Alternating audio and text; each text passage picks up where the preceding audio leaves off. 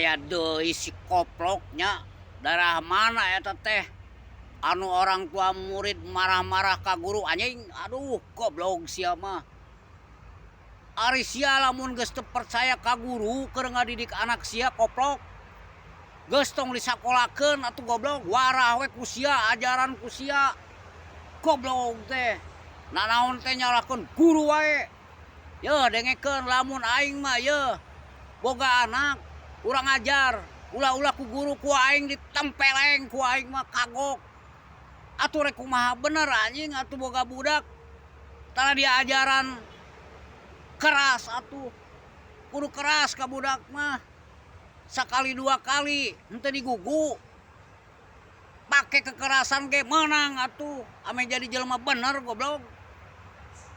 Sanu nyahong ke dina hiji waktu. Lamun boga anak anu bener mah bisa jadi pejabat goblok.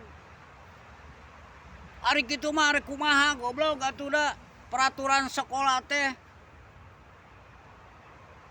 henteu didengekeun goblok. Cik atuh mikir jadi kolot teh goblok, ulah sembarangan ngomong teh lah. Karunya ka guru goblok sia teh. Sia mah jigana teh hirup teh tara ngopi sia mah.